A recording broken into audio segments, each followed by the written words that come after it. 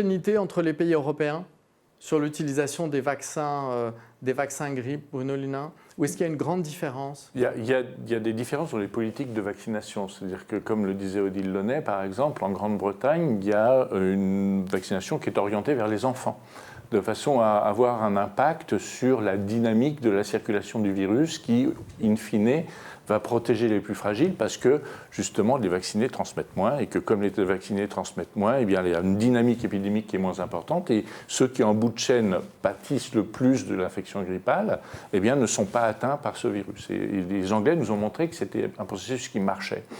Dans les pays du nord de l'Europe, il y a une tendance aussi à ce que les enfants soient plus vaccinés. Donc on a un niveau d'acceptabilité de la vaccination dans les pays nordiques. L'intérêt collectif, mais c'est une dimension de santé publique collective, on n'est plus individualiste, c'est ça. Mais en Espagne, les personnes âgées sont mieux vaccinées contre la grippe qu'en France aussi. Donc voilà, il y a une certaine hétérogénéité selon les politiques, selon la perception. Et par contre, le panorama des vaccins disponibles dans les différents pays est sensiblement le même. Mais donc potentiellement, un défaut de couverture vaccinale, c'est peut-être une perte de chance pour les sujets fragiles. Oui, au bout du compte, c'est eux qui souffriront, c'est les immunodéprimés, c'est les plus fragiles qui, au bout du compte, souffrent d'un défaut de vaccination collectif et notamment des personnels soignants. Alors Jean-François Thébault, on sait que la Fédération française des diabétiques, vous regardez beaucoup les données de vie réelle.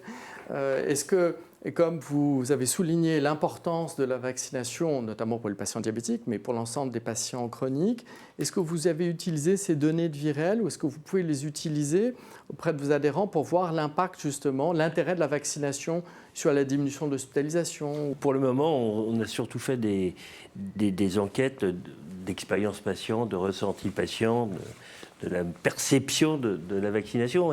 Il y a un point qui est important qui a pas été souligné, c'est que dans nos enquêtes, nous avons constaté que 25% des gens qui étaient devenus favorables à la vaccination de la grippe, c'est parce qu'ils avaient été vaccinés contre le Covid. Nous, on suit ça parce que les patients diabétiques, sur le Covid, ça a été des nouvelles terribles. Quand on a appris qu'on avait 30% des patients décédés du Covid qui étaient diabétiques, vous imaginez que ça a beaucoup impacté la population des patients diabétiques, surtout qu'on ne savait pas quel type de diabète. Après, ça s'est corrigé. On a vu que c'était finalement les mêmes populations, c'est l'âge qui jouait, le poids, l'âge, etc. Mais au départ, c'était vraiment une stigmatisation pile poil sur le diabète qui nous a énormément inquiets. Et donc on fait des campagnes extrêmement fréquentes, extrêmement importantes avec la Société d'infectiologie de langue française, etc., sur la vaccination. Et d'une manière globale, les patients diabétiques sont nettement mieux vaccinés que la population globale, puisqu'on est sur la grippe à près de 70% de patients vaccinés dans toutes nos enquêtes, mais avec une constante.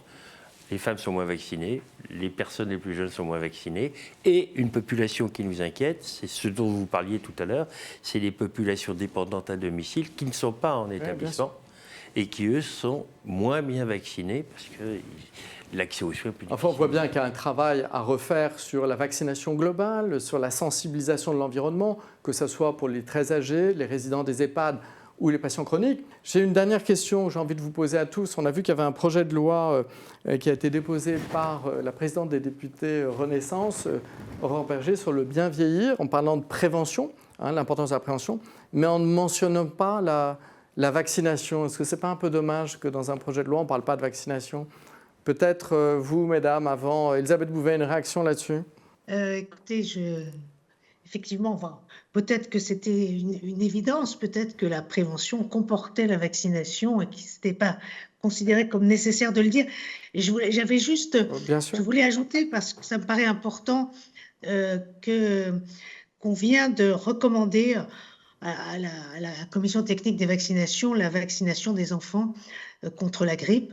On va ouvrir la vaccination des enfants contre la grippe dans le calendrier vaccinal 2023. Donc, vous voyez, on va dans le sens justement de l'élargissement de la vaccination aux populations qui sont les réservoirs, notamment les enfants.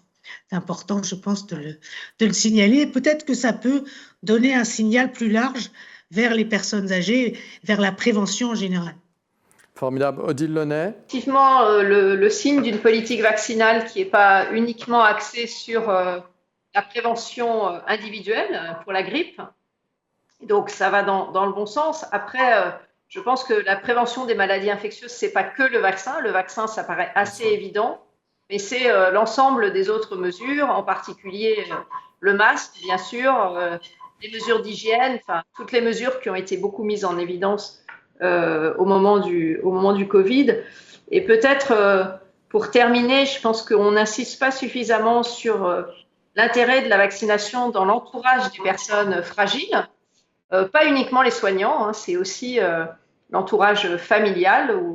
Et ça, peut-être que c'est quelque chose sur lequel il faut qu'on insiste, parce que typiquement dans les EHPAD, on ne peut jamais savoir si c'est la famille ou si c'est le professionnel de santé.